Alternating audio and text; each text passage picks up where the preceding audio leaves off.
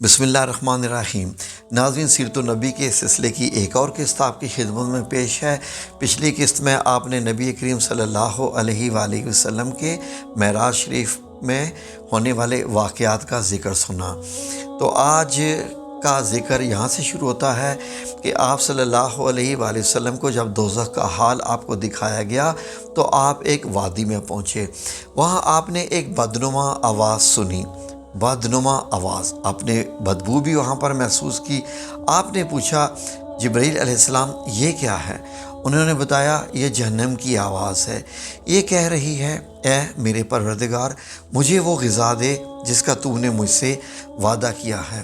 میری زنجیریں اور بیڑیاں، میری آگ، میرے شعلے، گرمی، ہوا، پیپ اور عذاب کے دوسرے ہیبت ناک سامان بہت بڑھ گئے ہیں۔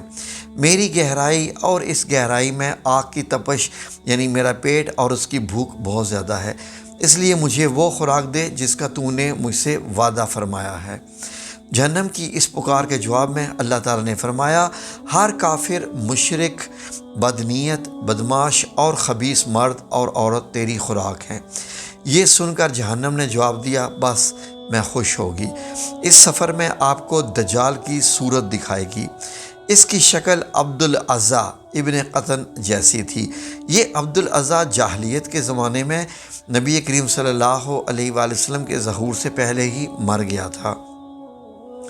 آپ کو وہاں کچھ لوگ دکھائے گئے، ان کے ہونٹ اور اونٹوں کے ہونٹ جیسے تھے، یعنی موٹے موٹے ہونٹ تھے، اور ان کے ہاتھوں میں پتھروں کی طرح کے بڑے بڑے انگارے تھے، یعنی اتنے بڑے بڑے انگارے تھے کہ ایک انگارے میں ان کا ہاتھ بھر گیا اور وہ لوگ انگاروں کو اپنے منہ میں ڈال رہے تھے۔ آپ نے یہ منظر حضرت جبرائیل علیہ السلام سے پوچھا، جبرائیل علیہ السلام یہ کون لوگ ہیں؟ جواب میں انہوں نے بتایا یہ وہ لوگ ہیں جو زبردستی اور ظلم سے شیطانوں کا کام کرتے تھے اور یتیموں کا مال کھاتے تھے۔ اس کے بعد آپ نے کچھ لوگ دیکھے، ان کے پیٹ اتنے بڑے تھے جیسے گھر میں کوٹھریاں ہوں، ان کے پیٹوں میں سانپ بھرے ہوئے تھے، وہ باہر سے نظر آ رہے تھے۔ آپ نے حضرت جبرائیل علیہ السلام سے پوچھا یہ کون لوگ ہیں؟ انہوں نے بتایا کہ یہ سود خور ہیں، یعنی وہ لوگ جو دنیا میں سود کھاتے تھے۔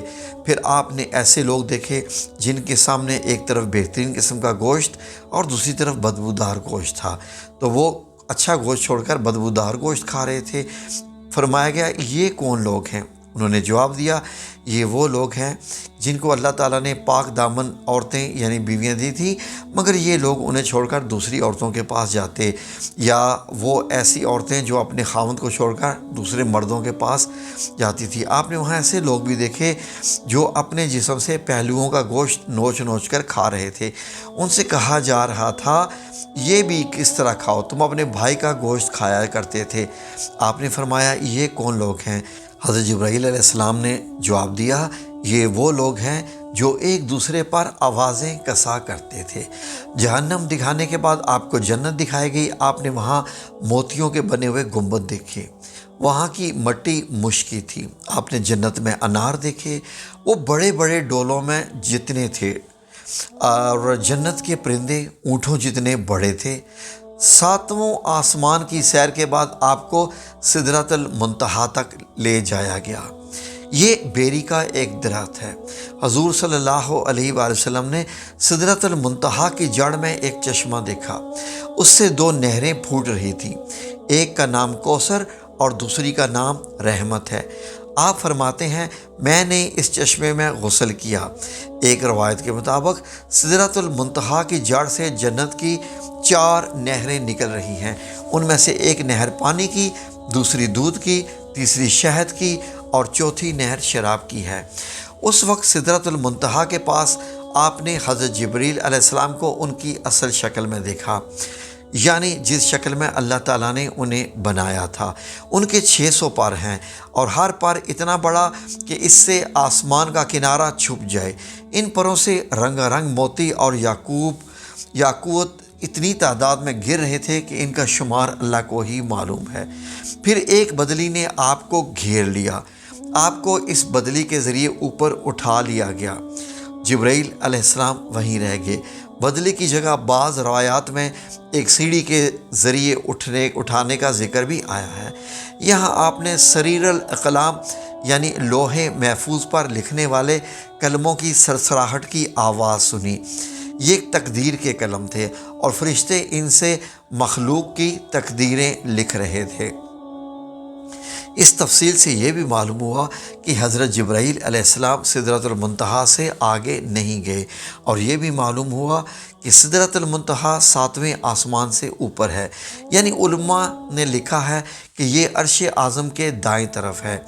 ایک روایت میں ہے کہ حضرت جبرائیل علیہ السلام صلی اللہ علیہ وآلہ وسلم کو لے کر 7ویں آسمان کے اوپر گئے، وہاں ایک نہر پر پہنچے، اس پر یاقوتوں، موتیوں اور زبرجد کے خیمے لگے تھے۔ اس نہر میں ایک سبز رنگ کا پرندہ تھا، وہ اس قدر حسین تھا کہ اس جیسا پرندہ کبھی نہیں دیکھا تھا۔ حضرت جبرائیل علیہ السلام نے بتایا، یہ نہر کوثر ہے جو اللہ تعالیٰ نے آپ کو عطا فرمائی ہے۔ آپ فرماتے ہیں، میں نے دیکھا اس میں یاقوت اور زمرد کے تھالوں میں رکھے ہوئے سونے اور چاندی کے جام تیر رہے تھے۔ اس نہر کا پانی دودھ سے زیادہ سفید تھا، اور اس میں سے میں نے ایک جام اٹھایا، اس کو نہر سے بھر کر پیا تو وہ شہد سے زیادہ میٹھا اور مشک سے زیادہ خوشبودار تھا۔ آپ فرماتے ہیں، حضرت جبرائیل علیہ السلام مجھے لیے سدرۃ المنتہا تک پہنچے۔ اس کے پاس حجاب اکبر ہے۔ حجاب اکبر کے پاس پہنچ کر انہوں نے کہا، میری پہنچ کا مقام یہاں ختم ہو گیا، اب آپ آگے تشریف لے جائیں۔ آپ صلی اللہ علیہ وسلم فرماتے ہیں، میں آگے بڑھا یہاں تک کہ میں نے سونے کے ایک تخت تک پہنچ گیا، اس پر جنت کا ریشمی قالین بچھا تھا۔ اس وقت میں نے حضرت جبرائیل علیہ السلام کی آواز سنی، وہ کہہ رہے تھے، اے محمد صلی اللہ علیہ وآلہ وسلم، اللہ تعالیٰ آپ کی تعریف فرما رہا ہے، آپ سنیے اور اطاعت کیجیے، کلام الہی سے دہشت زدہ نہ ہو۔ چنانچہ اس وقت میں نے حق تعالیٰ کی تعریف بیان کی۔ اس کے بعد مجھے اللہ تعالیٰ کا دیدار ہوا، میں فوراً سجدے میں گر گیا۔ پھر اللہ نے مجھ پر وحی اتاری، وہ یہ تھی، اے محمد صلی اللہ علیہ وآلہ وسلم، جب تک آپ جنت میں داخل نہیں ہو جائیں گے اس وقت تک تمام نبیوں کے لیے جنت حرام رہے گی، اور اس طرح جب تک آپ کی امت جنت میں داخل نہیں ہوگی تمام امتوں کے لیے جنت حرام رہے گی۔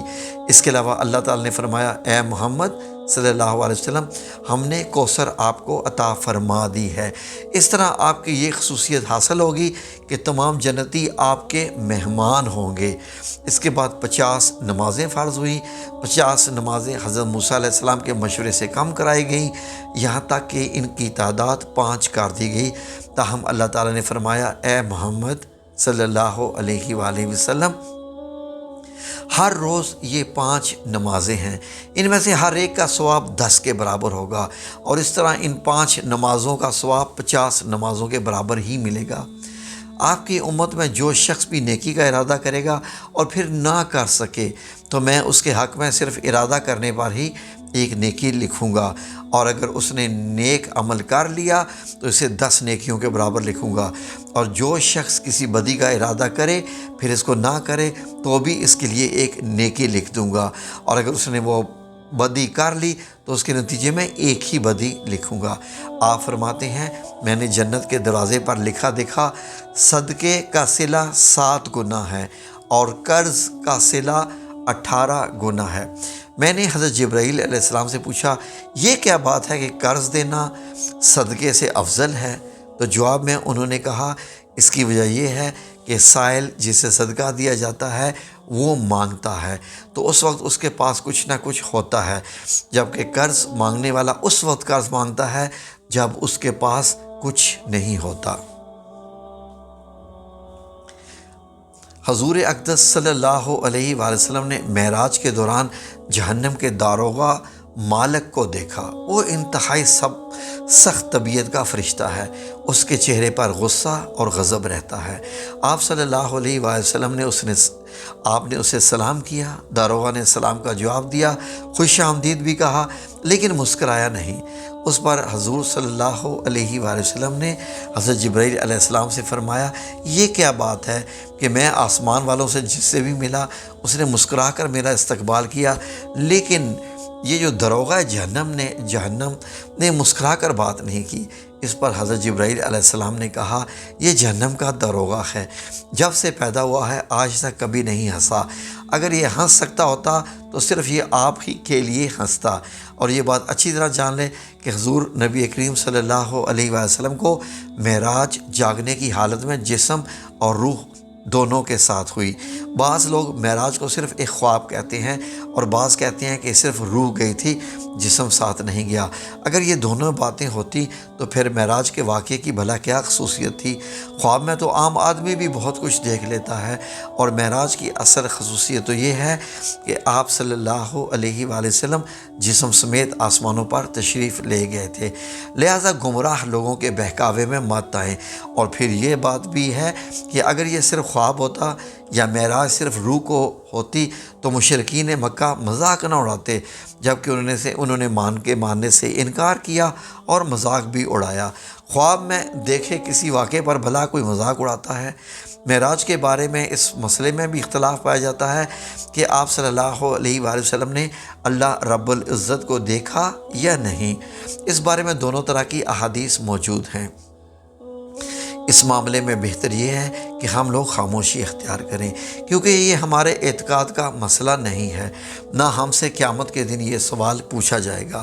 حضور اقدس صلی اللہ علیہ وآلہ وسلم اللہ تعالیٰ سے ہم کلامی کے بعد آسمانوں سے واپس زمین پر تشریف لے آئے۔ جب اپنے بستر پر پہنچے تو وہ اسی طرح گرم تھا جس طرح چھوڑ کر گئے تھے۔ یعنی معراج کا یہ واقعہ اور اتنا طویل سفر صرف ایک لمحے میں پورا ہو گیا۔ یوں سمجھے کہ اللہ تعالیٰ اس دوران کائنات کے وقت کی رفتار کو روک دیا، جس کے باعث یہ معجزہ نہایت تھوڑے وقت میں مکمل ہو گیا۔ معراج کی رات کے بعد جب صبح ہوئی اور سورج ڈھل گیا تو حضرت جبرائیل علیہ السلام تشریف لائے۔ انہوں نے امامت کر کے آپ صلی اللہ علیہ وآلہ وسلم کو نماز پڑھائی تاکہ آپ کو نمازوں کے اوقات اور نمازوں کی کیفیت معلوم ہو جائے۔ معراج شریف سے پہلے آپ صلی اللہ علیہ وسلم صبح و شام دو رکعت نماز ادا کرتے تھے اور رات میں قیام کرتے تھے۔ لہٰذا آپ صلی اللہ علیہ وسلم کو 5 فرض نمازوں کی کیفیت اس وقت تک معلوم نہیں ہوئی تھی۔ حضرت جبرائیل علیہ السلام کی آمد پر آپ صلی اللہ علیہ وآلہ وسلم نے اعلان فرمایا کہ سب لوگ جمع ہو جائیں۔ چنانچہ آپ صلی اللہ علیہ وآلہ وسلم نے حضرت جبرائیل علیہ السلام کی امامت میں نماز ادا کی اور صحابہ کرام رضوان اللہ عنہم نے آپ کی امامت میں نماز ادا کی۔ یہ ظہر کی نماز تھی۔ اس روز اس کا نام ظہر رکھا گیا، اس لیے یہ پہلی نماز تھی جس کی کیفیت ظاہر کی گئی تھی۔ چونکہ دوپہر کو عربی میں ظہیرہ کہتے ہیں، اس لیے یہ بھی ہو سکتا ہے کہ یہ نام اس بنیاد پر رکھا گیا ہو کیونکہ یہ نماز دوپہر کو پڑھی جاتی ہے۔ اس نماز میں آپ نے 4 رکعت پڑھائیں اور قرآن کریم آواز سے نہیں پڑھا۔ اس طرح عصر کا وقت ہوا تو عصر کی نماز ادا کی گئی، سورج غروب ہوا تو مغرب کی نماز پڑھی گئی۔ یہ 3 رکعت کی نماز تھی۔ اس میں پہلی 2 رکعتوں میں آواز سے قرأت کی گئی، آخری رکعت میں قرأت بلند آواز سے نہیں کی گئی۔ اس نماز میں بھی ظہر اور عصر کی طرح حضرت جبرائیل علیہ السلام آگے تھے اور آپ صلی اللہ علیہ وسلم نے ان کی امامت میں نماز ادا کر رہے تھے، اور صحابہ نبی کریم صلی اللہ علیہ وآلہ وسلم کی امامت میں۔ اس کا مطلب یہ ہے کہ حضور صلی اللہ علیہ وآلہ وسلم اس وقت مقتدی بھی تھے اور امام بھی تھے۔ رہا سوال یہ نمازیں کہاں پڑھی گئیں، تو اس کا جواب یہ ہے کہ خانہ کعبہ میں پڑھی گئیں۔ آپ صلی اللہ علیہ وآلہ وسلم کا رخ بیت المقدس کی طرف تھا کیونکہ اس وقت تک قبلہ بیت المقدس تھا۔ حضور صلی اللہ علیہ وآلہ وسلم جب تک مکہ معظمہ میں رہے اسی کی سمت منہ کر کے نماز ادا کرتے رہے۔ حضرت جبرائیل علیہ السلام نے پہلے دن نمازوں کے اول وقت میں یہ نمازیں پڑھائیں اور دوسرے دن آخری وقت میں، تاکہ معلوم ہو جائے کہ نمازوں کے اوقات کہاں سے کہاں تک ہیں۔ اس طرح یہ 5 نمازیں فرض ہوئیں اور ان کے پڑھنے کا طریقہ بھی آسمان سے ہی نازل ہوا۔ آج کچھ لوگ کہتے نظر آتے ہیں نماز کا کوئی طریقہ قرآن سے ثابت نہیں، لہٰذا نماز کسی بھی طریقے سے پڑھی جا سکتی ہے، ہم تو بس قرآن کو مانتے ہیں۔ ایسے لوگ صریحاً گمراہی میں مبتلا ہیں۔ نماز کا طریقہ بھی آسمان ہی سے نازل ہوا اور ہمیں نمازیں اسی طرح پڑھنا ہوں گی جس طرح آپ صلی اللہ علیہ وسلم اور آپ کے صحابہ اکرام نے نماز پڑھتے تھے۔ یہ بھی ثابت ہو گیا کہ فرض نمازیں 5 ہیں۔ حدیث کے منکر 5 نمازوں کا انکار کرتے ہیں، وہ صرف 3 فرض نمازوں کے قائل ہیں۔ لوگوں کو دھوکہ دینے کے لیے وہ کہتے ہیں کہ قرآن مجید میں تو صرف 3 نمازوں کا ذکر ہے، حالانکہ اول تو ان کی یہ بات ہی جھوٹ ہے۔ دوسرا یہ ہے کہ جب احادیث سے 5 نمازیں ثابت ہیں تو کسی مسلمان کو اس میں انکار کرنے کی گنجائش نہیں رہتی۔ 5 نمازوں کی حکمت میں بارے میں علماء نے لکھا ہے کہ انسان کے اندر اللہ تعالیٰ نے 5 حواس خمسہ یعنی 5 حصے رکھی ہیں۔ انسان گناہ بھی انہی حصوں کے ذریعے سے کرتا ہے، یعنی آنکھ، کان، ناک، منہ، اعضاء اور جوارح یعنی ہاتھ پاؤں۔ لہٰذا نمازیں بھی 5 مقرر کی گئی ہیں تاکہ ان 5 حواسوں کے ذریعے دن اور رات میں جو انسان سے گناہ ہو جائیں وہ ان 5 نمازوں کے ذریعے دھل جائیں۔ اس کے علاوہ بھی ان میں بے شمار حکمتیں ہیں۔ یہ بھی یاد رکھیں کہ معراج کے واقعے میں حضور صلی اللہ علیہ وآلہ وسلم کا آسمانوں پر جانا ثابت کرتا ہے کہ آسمان حقیقت میں موجود ہیں۔ موجودہ ترقی یافتہ سائنس کا یہ نظریہ ہے کہ آسمان کا کوئی وجود نہیں ہے، بلکہ یہ کائنات ایک عظیم خلا ہے۔ انسانی نگاہ جہاں تک جا کر رک جاتی ہے وہاں اس خلا کی مختلف روشنیوں کے پیچھے نیلگوں حد نظر آتی ہے۔ اس نیلگوں حد کو انسان آسمان کہتا ہے، لیکن اسلامی تعلیمات نے ہمیں بتایا ہے کہ آسمان موجود ہیں اور آسمان اسی ترتیب سے موجود ہیں جو قرآن اور حدیث نے بتائی ہے۔ قرآن مجید کی بہت سی آیات میں آسمان کا ذکر آیا ہے، بعض آیات میں 7واں آسمان کا ذکر ہے، جن سے معلوم ہوا ہے کہ آسمان ایک اٹل حقیقت ہے، نہ کہ نظر کا دھوکہ ہے۔ الحمدللہ معراج کا بیان تو تکمیل کو پہنچا۔ اس کے بعد سیرت النبی صلی اللہ علیہ وآلہ وسلم جو ہے وہ قدم بقدم ہم معراج کے بعد آپ کے واقعات پیش کر رہے ہیں۔ جزاکم اللہ خیر، ہمارے ساتھ ہی رہیے اور اس ویڈیوز کو لائک ضرور کیجیے تاکہ اوروں تک بھی پہنچ سکے۔ اللہ آپ سب لوگوں کو جزائے خیر عطا فرمائے، آمین یا رب العالمین۔